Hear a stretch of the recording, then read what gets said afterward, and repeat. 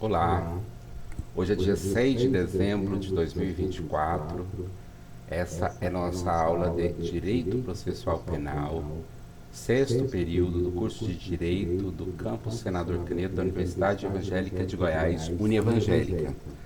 Nossa aula da semana 18, está sendo gravada e disponibilizada no AVA, no ambiente virtual de aprendizagem. Então, em razão disso, nós não vamos ter a aula presencial hoje, sexta-feira, no período noturno. Então, a nossa aula hoje é a aula de véspera da prova. Nós vamos terminar aqui o conteúdo de Direito Processual Penal 2.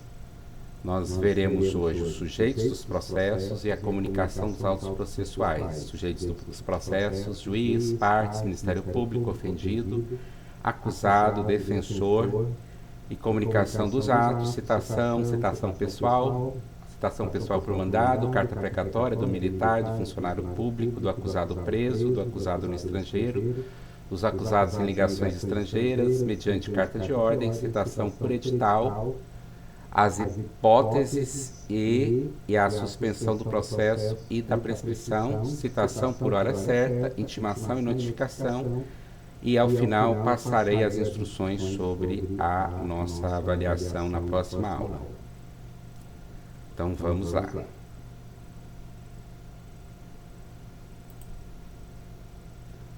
Se vocês quiserem acompanhar aí pelo Código de Processo Penal, eu vou deixar esse material aqui também na semana 18, roteiro de aula da aula 18.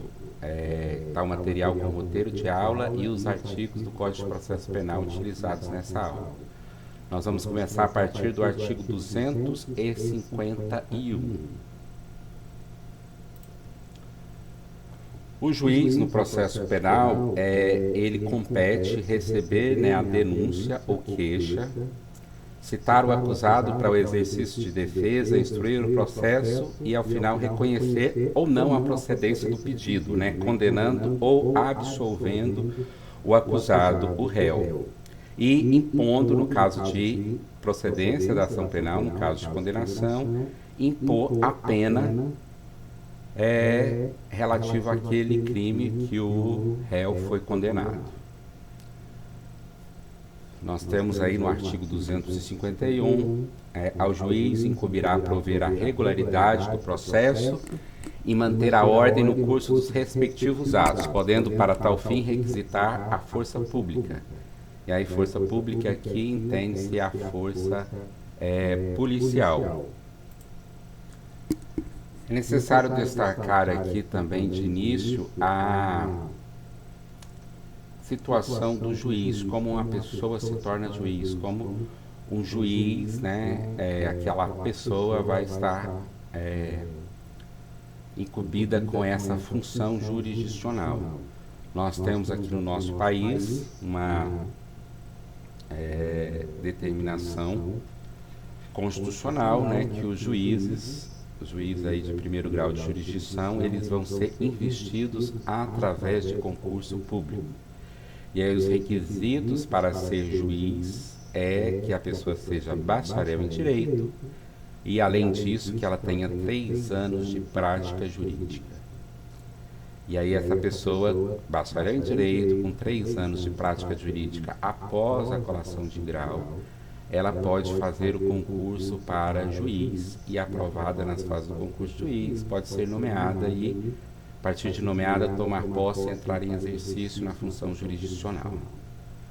É bom destacar para vocês que o Conselho Nacional de Justiça também estabeleceu o ano passado, no final do ano passado, no início, agora com exercício agora em 2024, o Exame Nacional da Magistratura, que é um exame que se faz antes de prestar o concurso público. As pessoas bacharéis em Direito com 3 anos de atividade jurídica vão fazer esse exame da magistratura, que é aplicado, administrado, gerido pelo Conselho Nacional de Justiça, e a pessoa que obtiver 70% da prova vai ter um certificado de aprovação, né, de habilitação, e aí pode sim fazer o concurso público para a magistratura.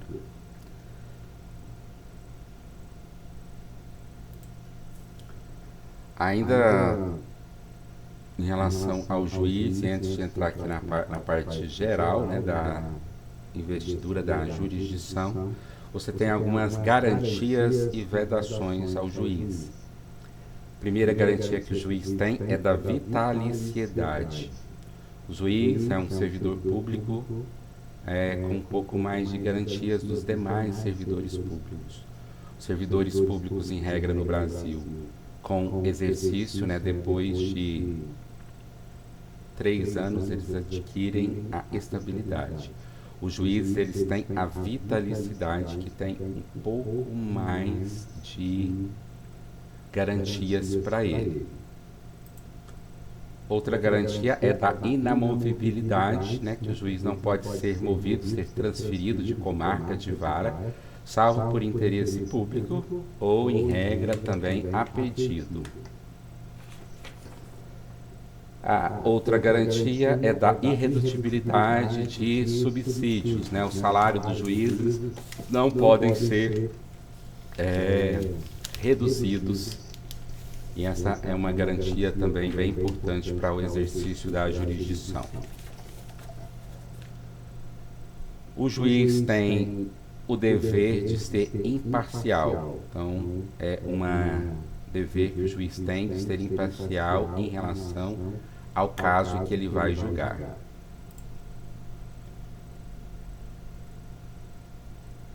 E aí, como forma de garantir a imparcialidade do juiz, nós vamos ter as causas de suspeição, impedimento e incompatibilidade.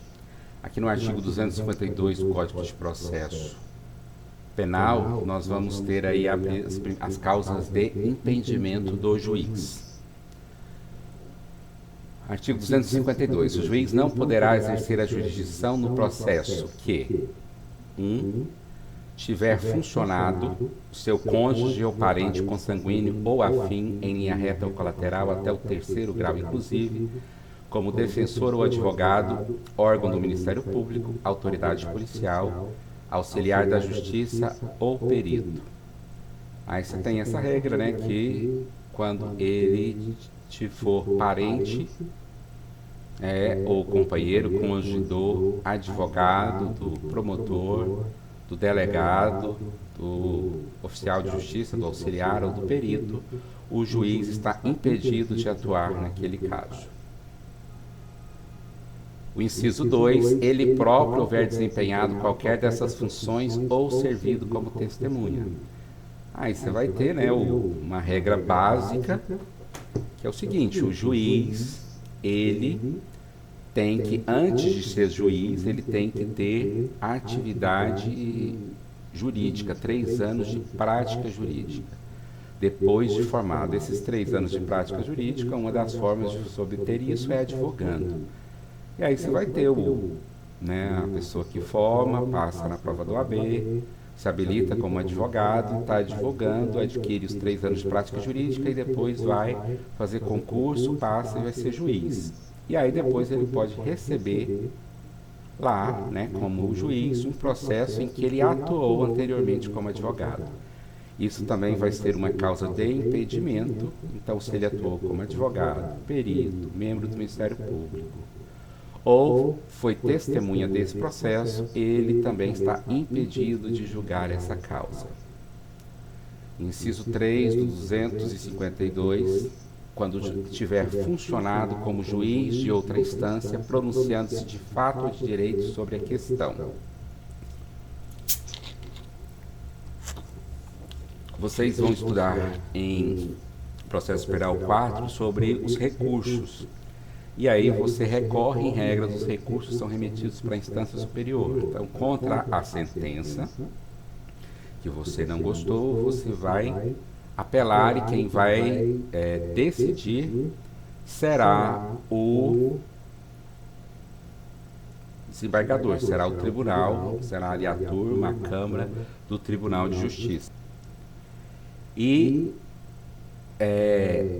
Pode acontecer do juiz sentenciar aquele caso, ou tiver trabalhado, tiver decidido naquele caso, e esse juiz for promovido a desembargador. E aí, quando ele chega como desembargador, ele vai chegar lá para depois julgar um caso, o recurso daquele caso que ele mesmo julgou. Nesse caso, é um caso também de impedimento, porque ele já funcionou como juiz em outra instância. Ele não pode julgar um recurso contra uma decisão que ele próprio proferiu em outra instância.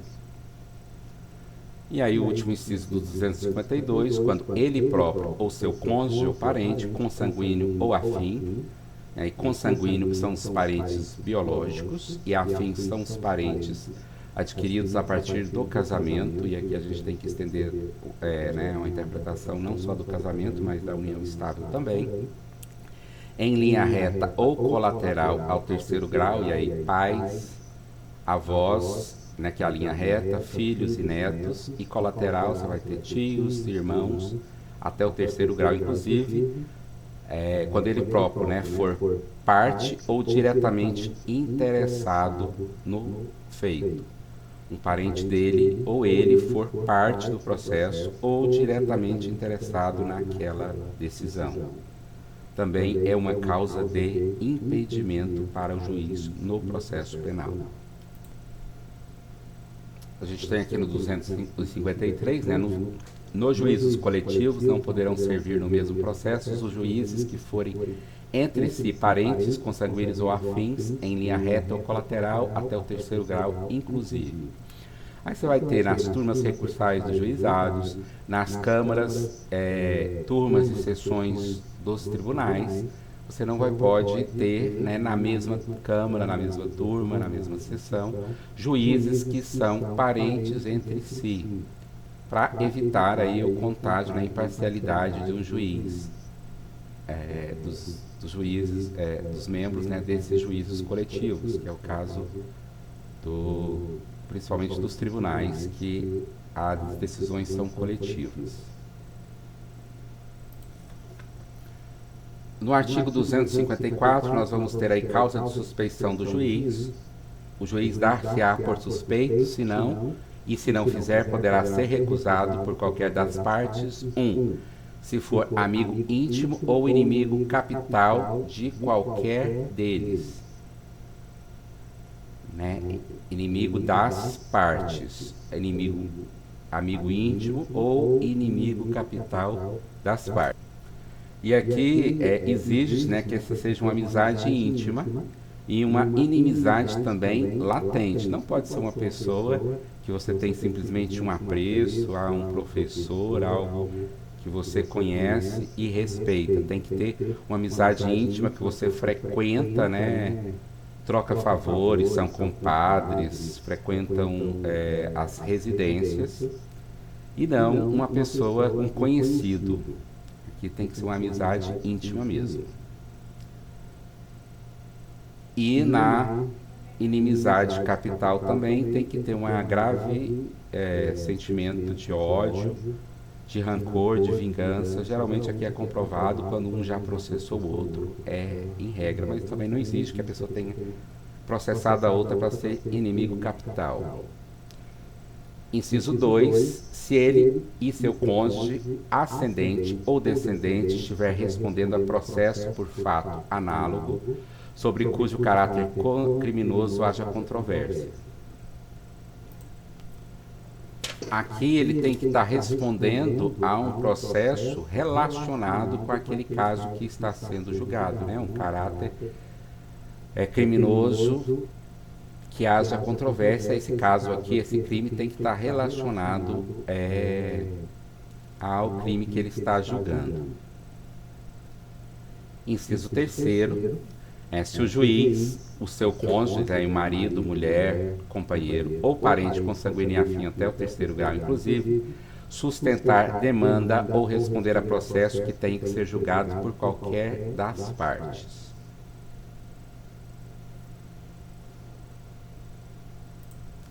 Aqui é aquele famoso caso, de um juiz julgar o caso de outra pessoa, de outro juiz, e que ele tenha interesse que aquele juiz que está sendo parte daquele processo julgue o processo dele lá em outro grau de jurisdição ou administrativamente.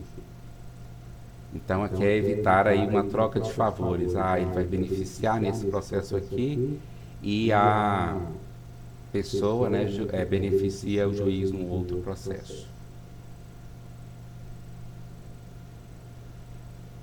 Inciso 4º, se tiver aconselhado qualquer das partes. Aqui, né, de fazer uma consultoria mesmo jurídica para as partes. Ele não pode responder, ele não pode ser juiz, ele está suspeito de atuar naquele caso. Inciso 5, se ele for credor, credor significa que a parte deve para ele, ou devedor, ele deve para a parte. Tutor ou curador de qualquer uma das partes. Tutor ou curador, ele vai responder, ser o responsável legal pelaquela parte. Geralmente aqui é uma parte incapaz, que ele está sob sua guarda, né, sob sua tutoria ou curadoria. Então, óbvio que ele não pode ser tutor ou curador de qualquer uma das partes, porque ele tem interesse ali na parte. Interesse no resultado em relação à parte. Não vai ter imparcialidade, então vai ser suspeito. E o último inciso do 254, se ele for sócio, acionista ou administrador de sociedade interessada no processo. Então, o juiz, ele pode ser sócio ou acionista, né, de sociedade empresária. Não tem esse problema, né? O juiz pode comprar ações da Petrobras, de ações de uma empresa na bolsa. Ele pode ser sócio de por exemplo, uma escola, de uma faculdade. Você não vai ter aí uma possibilidade, né, de que o juiz seja legal, né, que ele seja administrador de uma sociedade, mas ele pode ser um administrador de fato. Então, se ele for sócio, acionista ou administrador daquela sociedade interessada no processo, ele não pode julgar aquele caso que vai afetar diretamente a ele.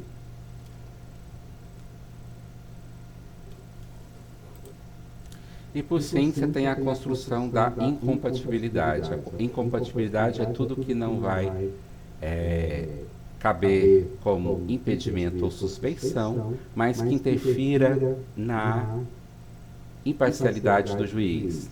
E aí todas essas outras características que o juiz pode declarar aí de foro íntimo. Por motivo de foro íntimo, ele não seja imparcial.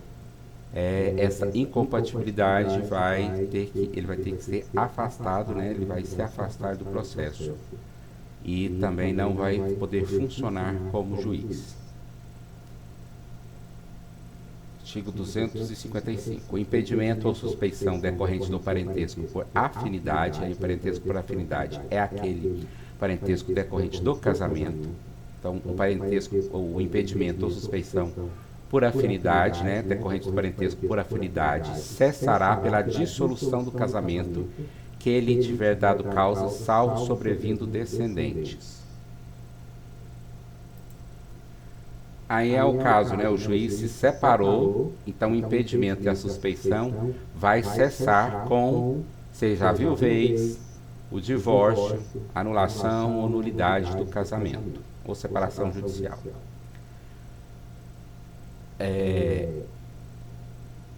Salvo se sobreveio descendentes. E aí, se tiver filhos, esse impedimento de suspensão vai continuar existindo. Segunda parte, 255. Mas, ainda que dissolvido o casamento sem descendentes, não funcionará como juiz o sogro, o padrasto, o cunhado, o genro, o enteado de quem for parte no processo. Mesmo, né, que não tiver deixado filhos, o casamento estiver acabado, seja porque por viuvez, divórcio, né, anulação, nulidade, o juiz não pode funcionar, né, não pode ser juiz e julgar o sogro, o padrasto, o cunhado, o genro, o enteado de quem for parte no processo. 256. A suspeição não poderá ser declarada nem reconhecida quando a parte injuriar o juiz ou de propósito der motivo para criá-la. Então, essa situação é quando a parte vai lá e ofende, comete injúria contra o juiz, para assim o juiz, né, se tornar uma prova de que eles são inimigos capitais, e aí o juiz ser afastado daquele caso. Nesse caso, você vai ter que a parte vai estar causando uma suspeição.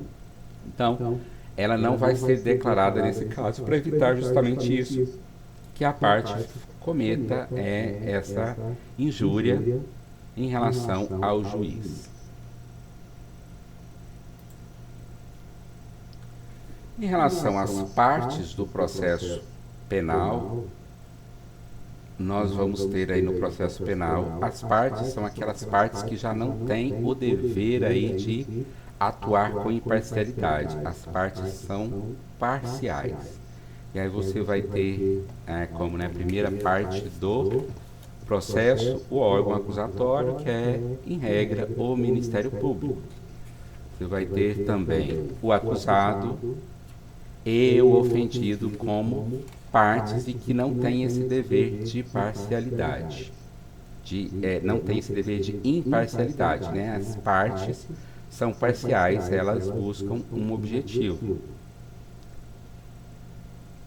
E a partir do 257 nós vamos ter aí a atuação, né, do Ministério Público, e em primeiro grau você vai ter o órgão do Ministério Público, é o promotor de justiça, que é o que atua em primeiro grau. No caso do Ministério Público Estadual, o Procurador da República, no caso do Ministério Público Federal. Artigo 257. Ao Ministério Público cabe, inciso 1º, promover privativamente, é uma função privativa do Ministério Público, ação penal pública na forma estabelecida nesse Código. Então, nós vamos ter que a ação penal pública é privativa do Ministério Público. Nós vamos estudar os casos em a ação penal privada, e aí a parte mesmo, ela ajuiza uma queixa contra uma pessoa. Ela pode ser ação penal privada ou ação penal privada subsidiária da pública. Mas quando for ação penal pública, é competência, né, privativa do órgão do Ministério Público. E temos no inciso 2, 257, o Ministério Público como fiscal da lei, né? Cabe ao Ministério Público fiscalizar a execução da lei, o chamado custos legis, fiscal da lei. Isso aqui em qualquer grau de jurisdição. 258, você vai ter aqui: os órgãos do Ministério Público não funcionarão nos processos em que o juiz ou qualquer das partes for seu cônjuge, parente, consanguíneo ou afim, em linha reta ou colateral até o 3º grau inclusive, e a ele se estendem no que lhe for aplicável as prescrições relativas à suspeição e aos impedimentos do juiz. Aí você vai ter que o membro do Ministério Público, ele não tem o dever de ser imparcial, mas ele não pode atuar em processos em que o seu esposo, esposa, seu companheiro, companheira, e seu parente, né, seja em linha reta ou colateral até o 3º grau, que ele funcionou como juiz.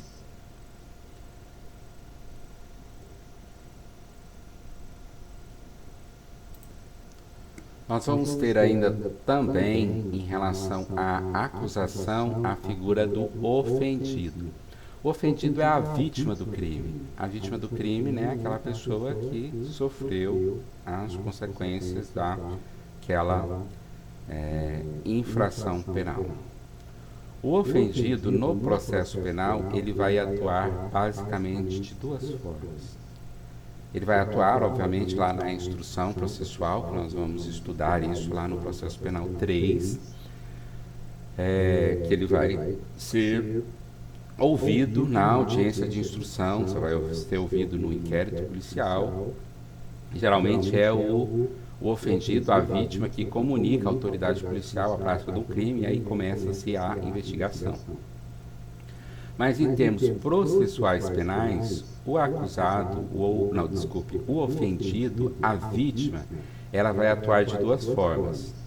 Ela vai atuar como querelante, quando ela mesma ajuiza uma ação penal privada, e aí quando a vítima, principalmente nos crimes lá de ação penal privada, e aí basicamente são os crimes contra a honra, injúria, calúnia e difamação, em que a própria vítima processa criminalmente o ofensor.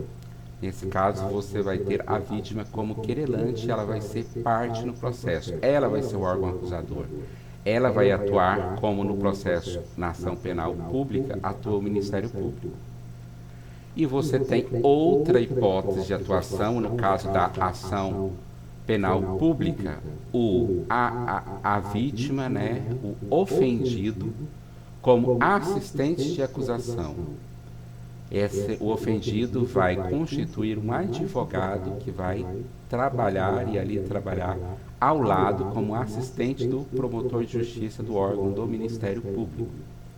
A gente vê isso e isso é comum, principalmente lá no Tribunal do Júri, em que a família da vítima, né, a vítima, quando é o caso que a vítima está viva, né, quando não é um homicídio consumado, por exemplo, e nos homicídios tentados você pode a vítima, mas quando é o homicídio consumado, geralmente a família da vítima, esposa, filhos, pai, mãe, eles vão constituir um assistente de acusação, vai ser um advogado de acusação que vai ali trabalhar ao lado do Ministério Público na parte da acusação do processo penal.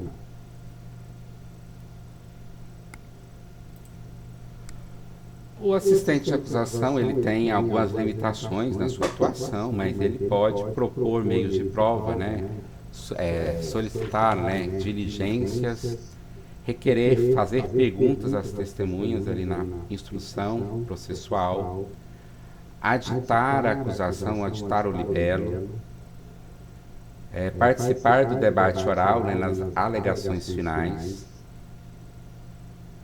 recorrer e fazer, né, arrazoar os recursos interpostos pelos ministérios públicos e requerer a prisão preventiva cautelares diversas em relação ao acusado e o desaforamento, no caso lá do Tribunal do Júri, quando você verifica que naquela cidade o júri não tem condições, não vai ter nenhuma pessoa, não vão ter como constituir um conselho de sentença imparcial. Acontece em caso que, por exemplo, a vítima ou o acusado é muito influente na cidade, acontece muito isso no interior, e aí pede o desaforamento para ser julgado no Tribunal do Júri em outra cidade, porque ali naquela cidade não tem ninguém imparcial. Seria muito difícil de fazer um conselho de sentença imparcial. E aí esse desaforamento também pode ser requerido pelo assistente de acusação. Aí nós vamos entrar agora no artigo 259, que é a parte o acusado. O acusado no processo penal é o indivíduo que pratica, né, aquela infração penal, que é aquele que está sendo acusado pela prática daquele crime. Seja ele como autor, coautor, partícipe, que ele é o chamado sujeito ativo do delito.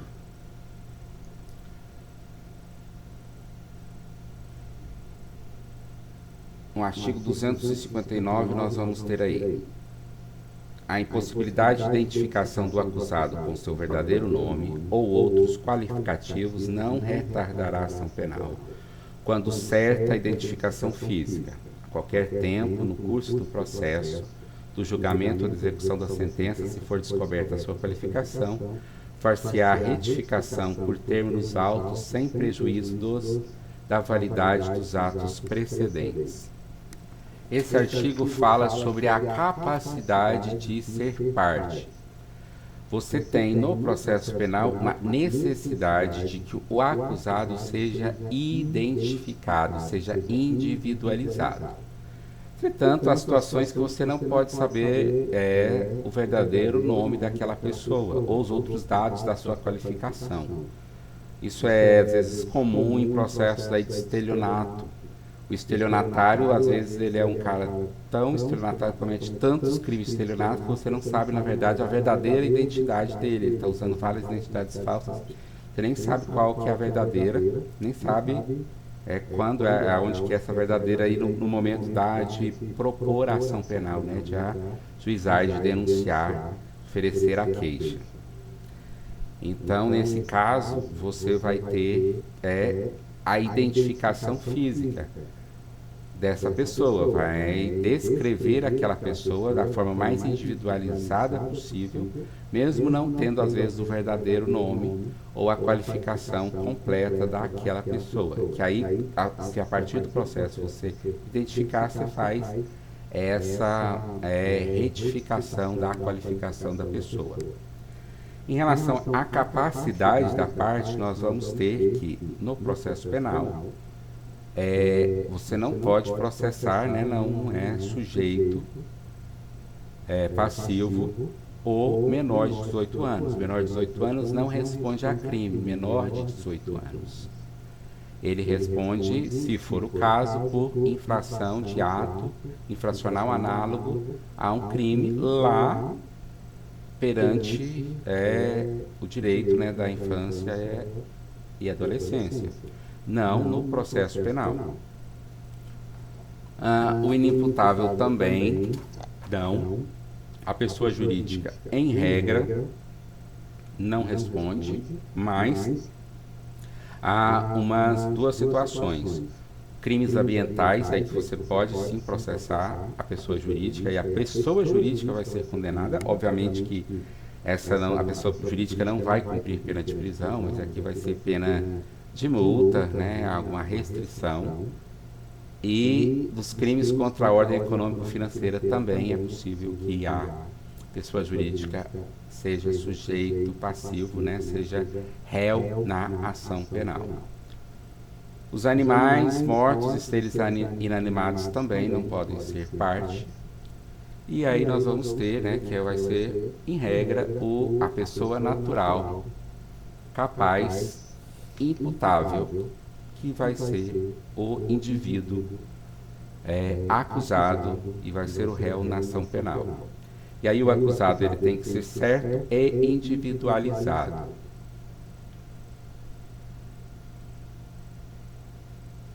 Então, a regra é que você vai ter a identificação, essa individualização aí, prenome, nome, apelido, estado civil, naturalidade, data de nascimento, número de CPF, profissão, filiação, residência, de forma que você individualize e evite que uma pessoa responda ao processo, seja condenada e depois seja presa, vá cumprir pena no lugar da outra, para evitar que homônimos respondam processo ou cumpram pena ou sejam condenados no lugar de outro. Então você individualiza não só com prenome, nome, mas outros dados aí de qualificação.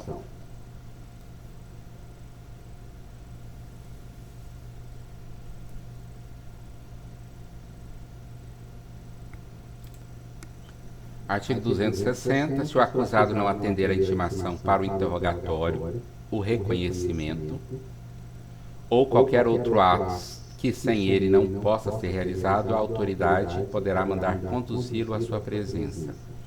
E aí o acusado não participar do processo do interrogatório, reconhecimento, né, qualquer ato, ele pode ser conduzido coercitivamente para a autoridade judiciária, que é o artigo 260 do Código de Processo Penal. No 261 nós vamos ter a defesa técnica, né, o defensor do acusado. Artigo 261. Nenhum acusado, ainda que ausente ou foragido, será processado ou julgado sem defensor. Então, você tem que, no processo penal, a defesa técnica. O advogado, ele é imprescindível para o processo penal. Ainda que a parte não compareça no processo, que ela fuja para que o processo continue, seja julgado, ele precisa de um defensor. Ele precisa, né, de que um advogado faça a sua defesa técnica. Aí o parágrafo único. A defesa técnica, quando realizada pelo defensor público ou dativo, será sempre exercida através de manifestação fundamentada. Aqui nós temos que fazer a diferença entre o defensor constituído. O defensor constituído é aquele advogado contratado pela parte, quando a parte é citada da ação penal, é intimada, ela vai lá e contrata um advogado e com ele, né, subestabelece poderes, faz um contrato, uma procuração para que aquele advogado a defenda naquele processo. Esse é o defensor constituído. Se a pessoa não constituir um defensor, ou se esse defensor sumir do processo, não estiver respondendo os atos processuais, o juiz deve nomear um defensor, ter um defensor nomeado, seja um defensor público ou um defensor dativo. Defensor público é aquele órgão lá do integrante lá uma carreira pública, é um advogado custeado pelo Estado que integra o órgão da Defensoria Pública. E o defensor dativo é um advogado particular, mas que está exercendo essa função de advogado nomeado. E aí o juiz pode nomear. Geralmente você tem defensores dativos em localidades que não há defensoria pública ou a defensoria pública é insuficiente. Nós temos a defensoria pública em todos os estados, nós temos defensoria pública no estado de Goiás, por exemplo. Entretanto, não há defensores públicos em todas as comarcas. A comarca de Senador Canedo é um exemplo disso, em que não há defensoria pública em Senador Canedo. Então, é utilizado mais a situação do defensor dativo, que é um advogado nomeado pelo juiz para fazer a defesa do acusado. E aí ele vai fazer essa defesa, mesmo sem o conhecimento do acusado, mesmo às vezes sem ter contato. O acusado está foragido. Aí tem esse defensor público ou defensor dativo, né, o advogado dativo, para fazer a defesa técnica do acusado.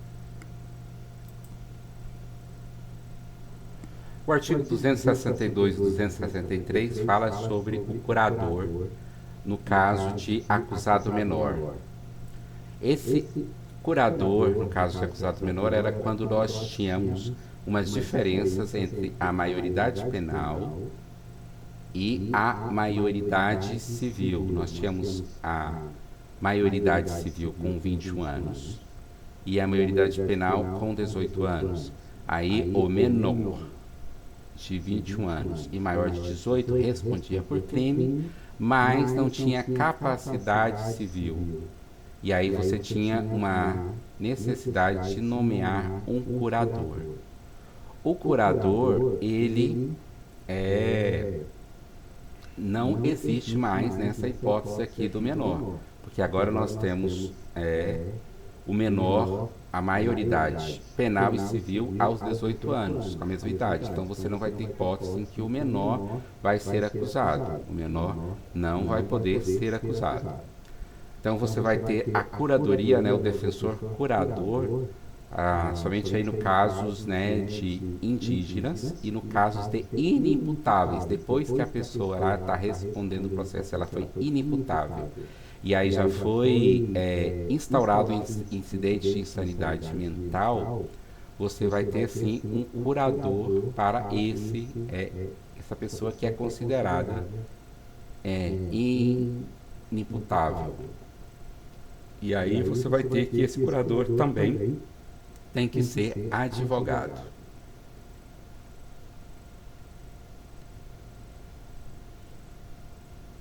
Artigo 264.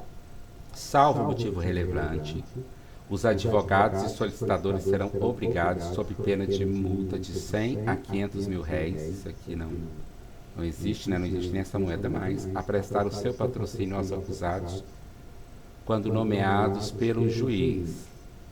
Essa aqui é a regra do defensor dativo. 265. O defensor não poderá abandonar o processo sem justo motivo, previamente comunicado ao juiz, sob pena de responder por infração disciplinar pelo órgão correcional competente. Aqui o juiz, o advogado não pode abandonar o processo. Para que ele saia do processo, ele tem que comunicar ao juiz. Se ele abandonar o processo sem a comunicação, e aí quando o advogado fala, estou deixando a defesa do meu cliente, ele comunica ao juiz, o juiz vai parar os atos processuais, intimar o réu, o acusado, para que o acusado nomeie um novo advogado, e se o acusado não nomear um novo advogado, não constituir uma defesa constituída, ele vai nomear um advogado ativo ou um defensor público. E aí, se o advogado não fizer isso, ele vai responder perante o OAB, ou no caso de Defensoria Pública, perante o órgão lá da Defensoria Pública. Parágrafo 1º. A audiência não poderá ser adiada se por motivo justificado o defensor não puder comparecer. Você vai ter a regra de que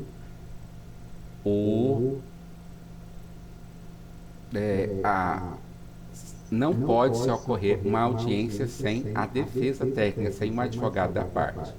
Se por motivo justificado o advogado não puder ir à audiência, adia-se a audiência.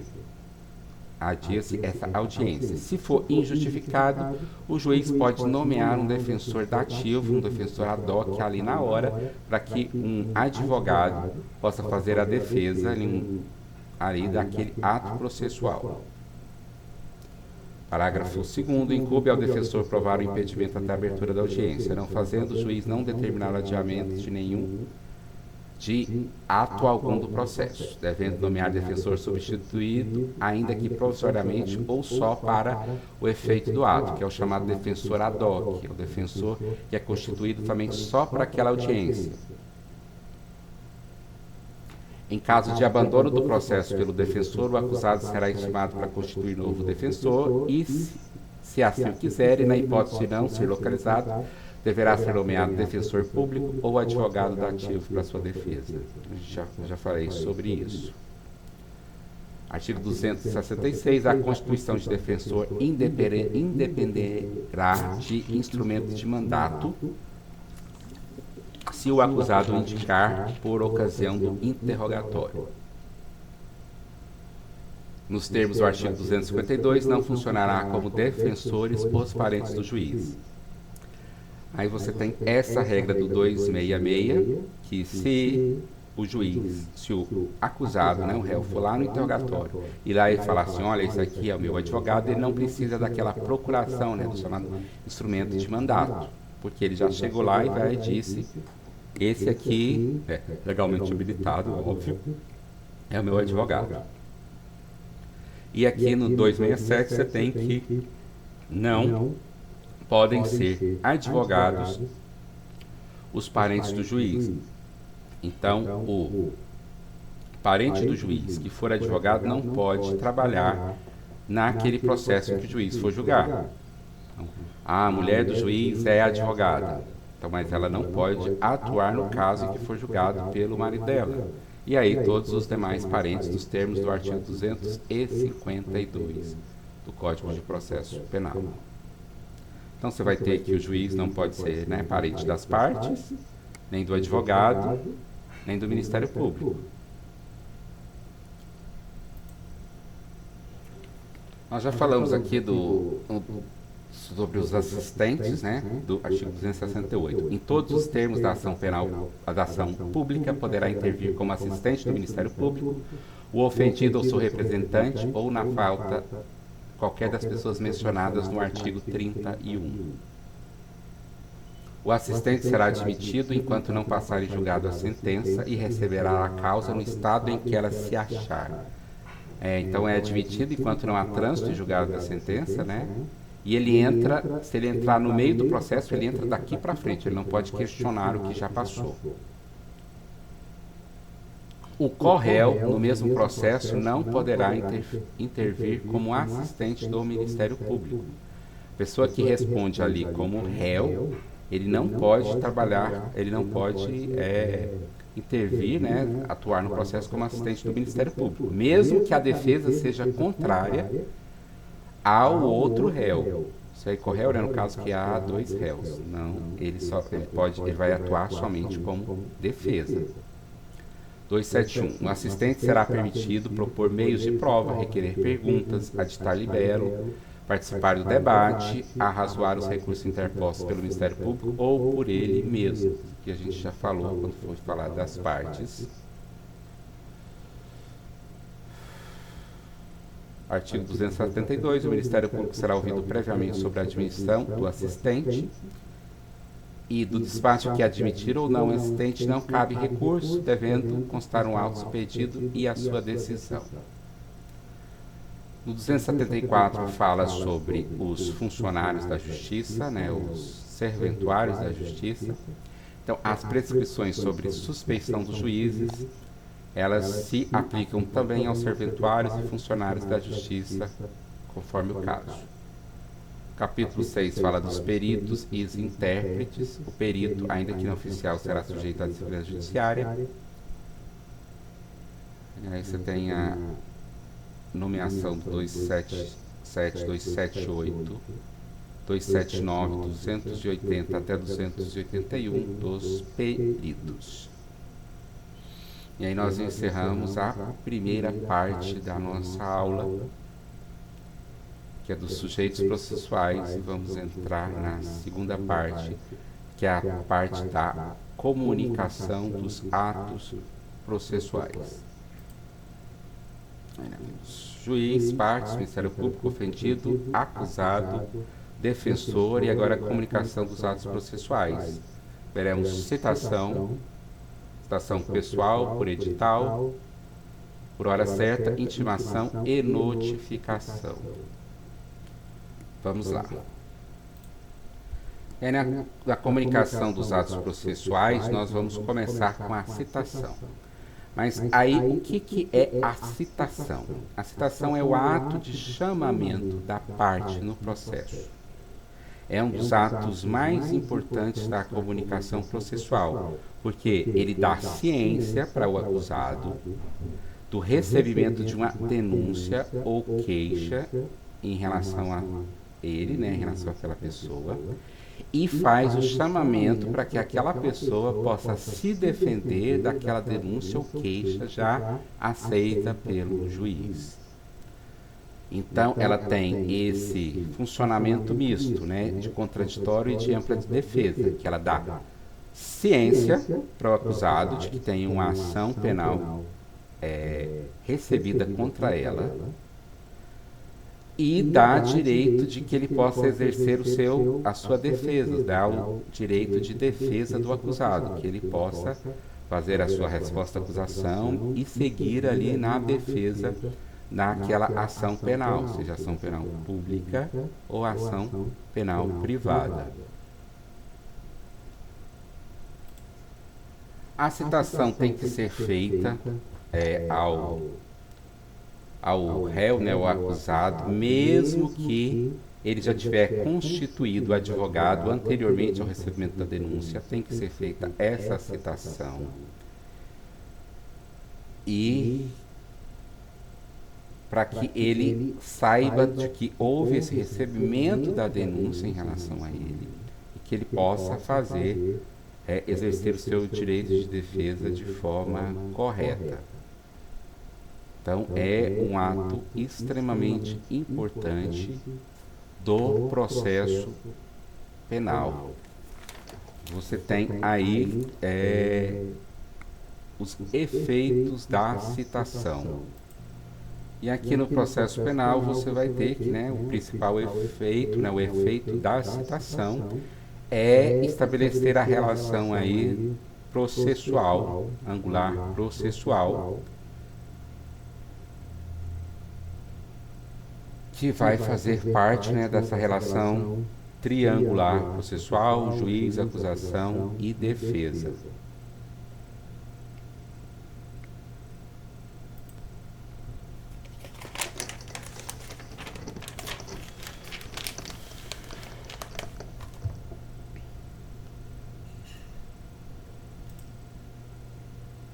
Aí a citação por mandado, que é essa do 351, é a primeira hipótese aí de citação pessoal. Ela vai se acontecer quando a pessoa estiver no território sujeito à jurisdição do juiz, ali daquela comarca. E aí nós vamos ver o 352. O mandado de citação vai indicar o nome do juiz, o nome do querelante nas ações viciadas por queixas, né, ação penal privada. Na ação penal pública não tem essa necessidade. O nome do réu, ou se for desconhecido, seus sinais característicos. Residência do réu, se for conhecida. O fim que é feita a citação, e aí vai estar falando em regra lá, a citação para defender no processo no prazo lá de 10 dias, por exemplo. O juízo e o lugar, o dia e a hora em que o réu deve comparecer. A subscrição do escrivão e a rubrica do juiz. Esse é a citação por mandado, que ela é feita pessoalmente, é feita pelo oficial de justiça ali naquela comarca em que a pessoa está respondendo o processo penal. A pessoa está respondendo ali o processo penal na comarca de Senador Canedo, e a citação por mandado vai ser feita ali para o réu que mora ali na cidade de Senador Canedo pelo oficial de justiça ali da comarca mesmo da cidade. Você tem a segunda hipótese, que é a citação por carta precatória. É a prevista aí no artigo 353. Quando o réu estiver fora do território da jurisdição do juiz processante, será citado mediante precatória. 354. A precatória indicará o juiz deprecado e o juiz deprecante. O que é isso? O réu mora em uma cidade diferente da cidade de Senador Canedo, está sendo processado ali na comarca de Senador Canedo, mas esse réu mora lá na comarca de Alexânia. Então, a precatória vai indicar o juiz da comarca, o juiz deprecado, o juiz de Senador Canedo, e o juiz deprecante, o juiz lá de Alexânia, se for o caso, a sede da jurisdição de um ou outro, o fim que é feita a citação com as suas especificações, o juízo do lugar, do dia e da hora em que o réu deve comparecer.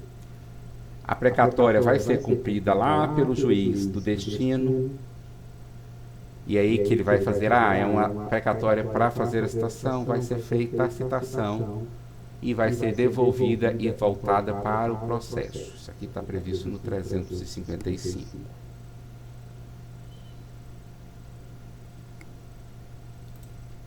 No 357, né, que se aplica tanto na precatória quanto quando acontecer na mesma jurisdição, na mesma circunscrição lá do juiz. 357. São requisitos da citação por mandado: a leitura do mandado ao citando pelo oficial e a entrega de contrafé, no qual se mencionarão dia e hora da citação. Aí o oficial de justiça vai ler o que é a citação para a pessoa e vai dar uma cópia para ela e vai dizer lá nesse mandado, né, cumprido, o dia e a hora que foi recebida a citação, justamente para contar o prazo. São requisitos a declaração também do oficial na certidão da entrega da contrafé e a sua aceitação ou recusa. Artigo 358, nós temos a citação do militar. A citação do militar far-se-á por intermédio do chefe do respectivo serviço. Você tem essa situação específica aí do militar. A citação do militar, e aí entende-se por militar as pessoas que comandam, tem essa organização militar. Quem são os militares?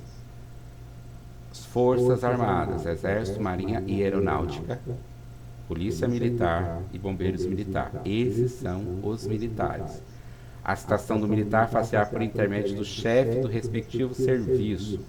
Então, ao chefe do militar que vai citar o militar. Então, tem essa regra aí do 358.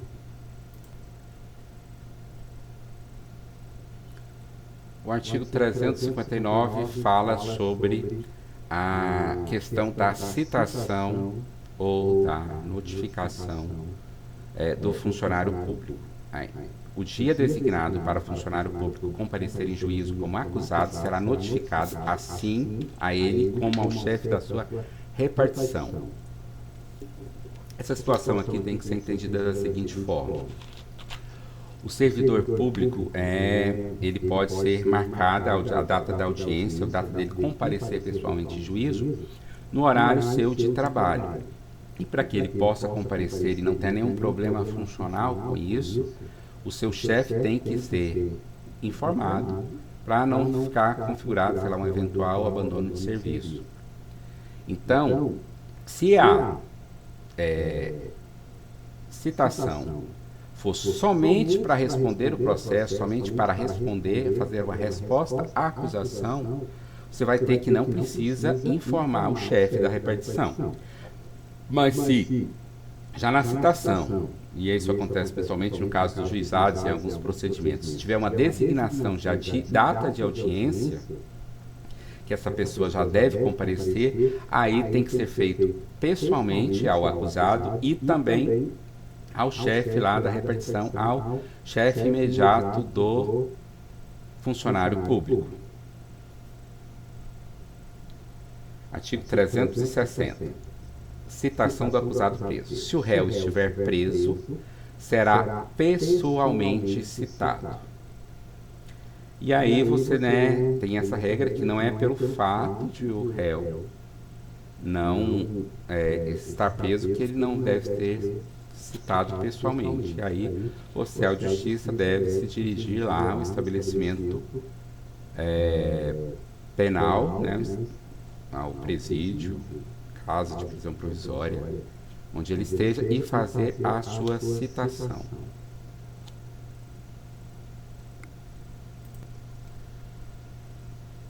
A citação da pessoa do acusado que está no estrangeiro, está no exterior, não está no Brasil. É um procedimento análogo, mas bem mais complexo do que a carta precatória. É a citação por carta rogatória. 368. Estando o acusado no estrangeiro em lugar sabido, eu sei, estou processando a pessoa que eu sei que ela mora em Buenos Aires, tem o endereço dela, mas ela mora em Buenos Aires, na Argentina. Como que eu faço a citação dessa pessoa? Então é feito por carta rogatória. Estando o acusado no estrangeiro em lugar sabido, será citado mediante carta rogatória, suspendendo o curso do prazo da prescrição até o seu cumprimento.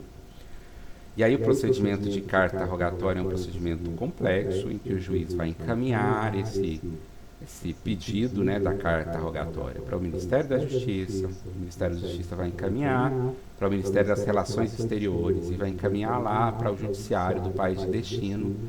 E aí o juiz de lá vai, de acordo com a legislação local, fazer o entendimento, se vai aceitar ou não, e vai cumprir ou não essa citação lá no exterior.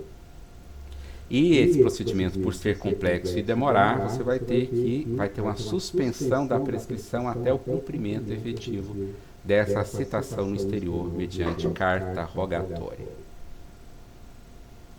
No artigo 369, você vai ter a citação no caso das pessoas em legações estrangeiras. As citações que houverem que ser feitas em legações estrangeiras serão efetuadas mediante carta rogatória.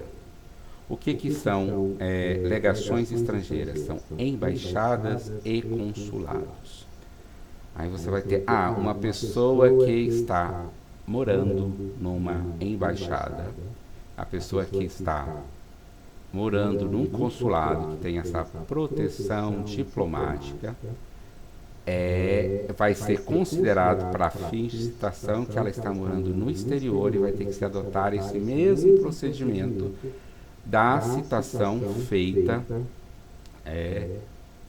para quando a pessoa está no exterior. Vai ser encaminhado para o Ministério da Justiça, encaminhado para o Ministério das Relações Exteriores, encaminhado lá para o judiciário competente, né, para o Poder Judiciário do país, e ele vai fazer eventualmente essa citação da pessoa, terminando lá pelas suas vias internas a citação da pessoa que está naquele embaixada ou território, mesmo que seja ali a metros, quilômetros, poucos quilômetros de distância ali numa embaixada na mesma cidade. Últimas espécies aqui, né, tem essa outra citação, é a citação mediante carta de ordem. A carta de ordem ela é diferente da carta precatória. A carta precatória é encaminhada de um juízo para outro juiz. O juiz de Senador Canedo para o juiz de Alexânia, no mesmo grau de jurisdição. A carta rogatória é encaminhada para outro país e a carta de ordem é encaminhada para uma autoridade inferior. Por exemplo, uma pessoa está respondendo um processo perante o Supremo Tribunal Federal, perante o Tribunal de Justiça. Imagine assim, situação em que o prefeito, né, que tem foro por prerrogativa de função, está respondendo uma ação penal no Tribunal de Justiça do Estado de Goiás. E o Tribunal de Justiça do Estado de Goiás manda uma carta de ordem para que um juiz, o juiz da comarca que aquele prefeito resida, para que ele faça a citação. O processo vai continuar lá no tribunal, mas o juiz ali de primeiro grau vai determinar os procedimentos para a citação. Então, ela é uma ordem porque é de uma autoridade superior de um tribunal para uma autoridade inferior, um juiz, na maioria dos casos.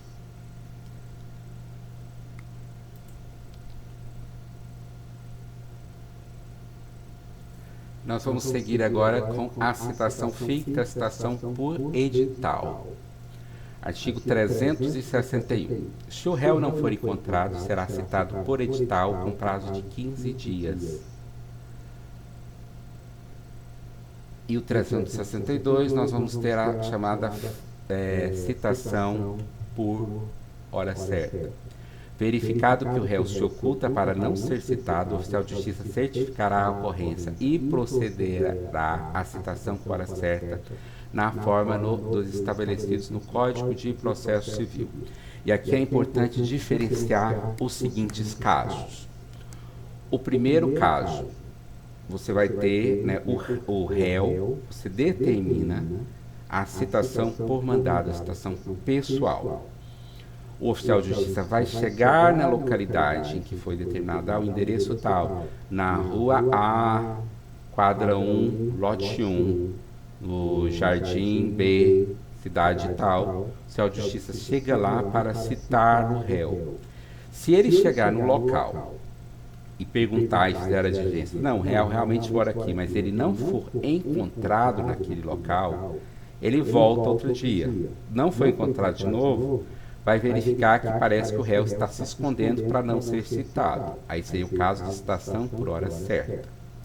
Se o oficial de justiça chega lá e aquele local não tem o réu mudou dali, já não mora ali há muito tempo, ou, por exemplo, às vezes o endereço é uma praça, o endereço é um lote que não tem nenhuma habitação ali, você vai ter que o réu não foi encontrado, aí seria o caso de citação por edital.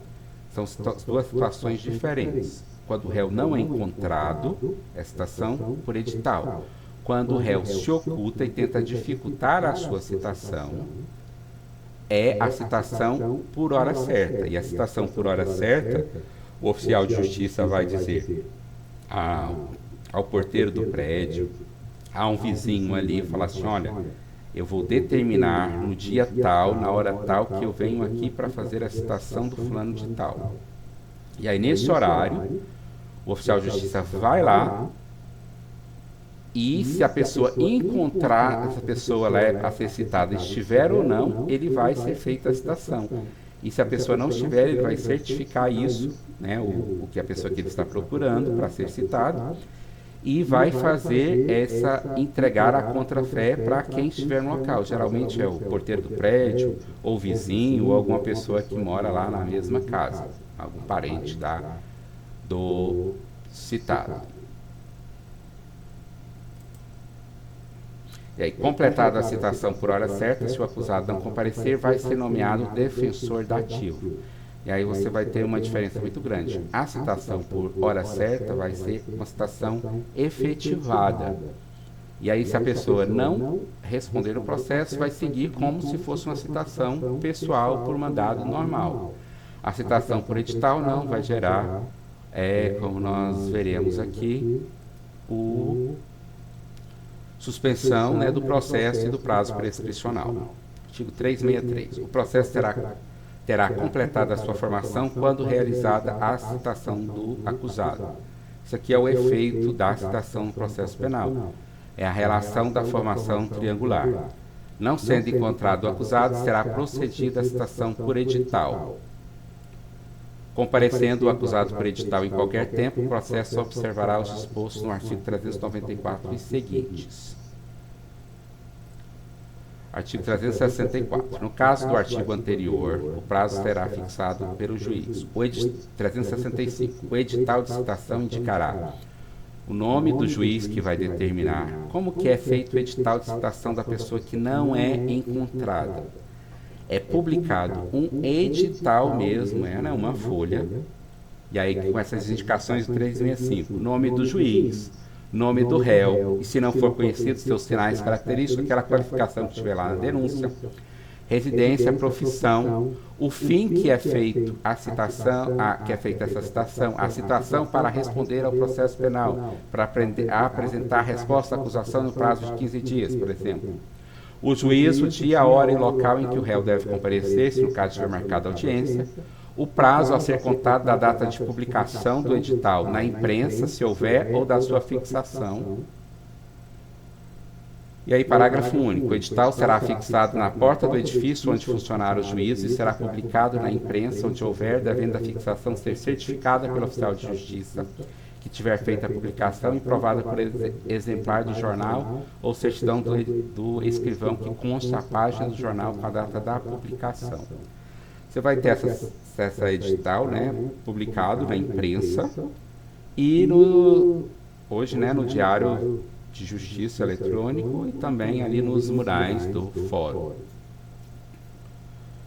366. Se o acusado citado por edital, esse que foi publicado lá no jornal, publicado no Diário de Justiça, não comparecer e não constituir advogado, aí você vai ter diferente da citação por hora certa e da outra, que quando ele não constituir advogado é nomeado indativo. Quando ele é citado por edital, ele está em local incerto, que às vezes o cara sumiu e você não sabe do paradeiro dele, esse citado por edital vai ter que ficarão suspensos o processo e o curso do prazo prescricional, podendo o juiz determinar a produção de provas antecipadas consideradas urgentes, nós já estudamos isso, né, as provas antecipadas, e se for o caso, decretar a prisão preventiva. 367. O processo seguirá sem a presença do acusado que, citado ou intimado pessoalmente para qualquer ato, deixa de comparecer sem motivo justificado, ou, no caso de mudança de endereço, não comunicar o novo endereço. Isso aqui era um caso em que ele foi citado devidamente, e aí depois ele não mais compareceu no processo. O processo vai continuar. É diferente do processo em que ele nunca foi citado, que ele foi citado por edital, nunca foi citado pessoalmente.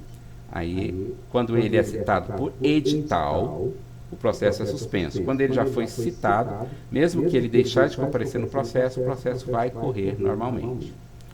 368 e 369 nós já vimos, que é a citação por carta rogatória e nas casos de embaixadas e consulados, né, as chamadas legações estrangeiras.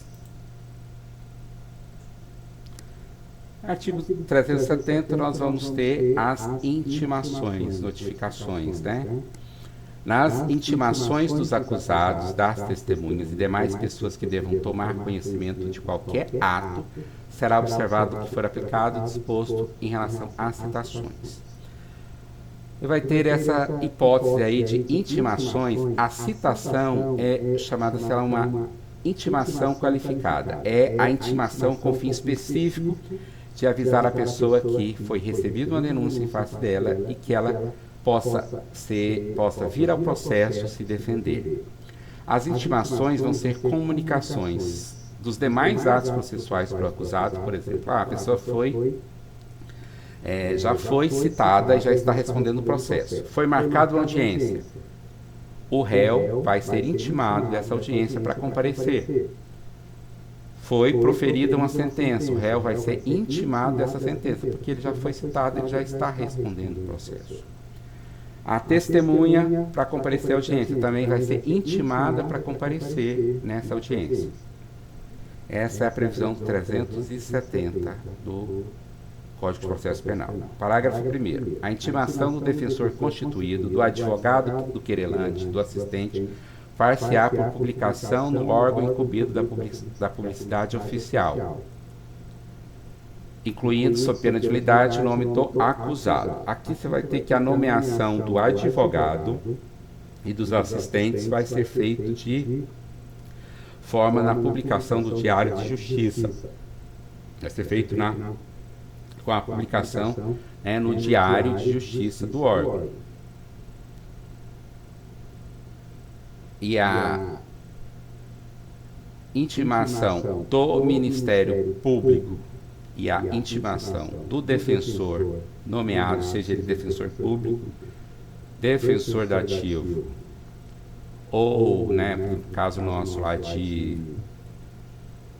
núcleo de prática jurídica, de faculdades que tem essa prerrogativa, essa nomeação será pessoal em relação ao defensor.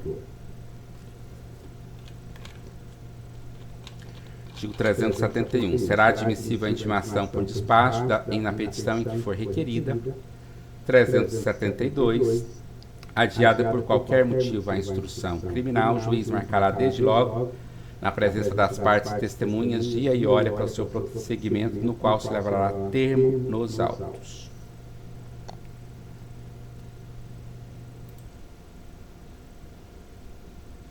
E agora nós encerramos aí nossa segunda parte da aula, sobre a comunicação dos atos processuais, e eu vou terminar aqui sobre as orientações para a terceira VA. Nossa terceira VA, que ocorrerá na próxima aula, sexta-feira que vem, no dia 13 de dezembro, ela será uma prova valendo 70 pontos. Os 30 pontos foram o simulado que ocorreu na aula passada, e os 70 pontos vão ser 14 questões objetivas, cada uma valendo 5 pontos. Então serão 14 questões objetivas valendo 5 pontos, cada uma. Qual que é a matéria da prova? Questões e processos incidentais, comunicação dos atos processuais e os sujeitos do processo. Questões e processos incidentais, que foi da aula de 15 dias atrás, e a nossa aula de hoje, que é os sujeitos do processo e as comunicações dos atos. Essa é a matéria da nossa prova, da terceira VA, que serão 14 questões objetivas. A nossa prova está uma prova tranquila, para vocês fazerem com tranquilidade. Eu vou deixar aqui também no AVA um questionário com algumas questões de sujeitos da aula de hoje, dos sujeitos e da comunicação dos atos processuais, para que vocês treinem. Então eu vou deixar as questões para que vocês façam, e vou deixar o gabarito aqui na semana 18, no ambiente virtual de aprendizagem, e vocês farão para fixar o conteúdo e como forma também de estudar para a terceira VA, que será na próxima aula. Então eu agradeço vocês e tenham uma excelente semana, estudem para a prova e nos encontramos sexta-feira que vem. Muito obrigado.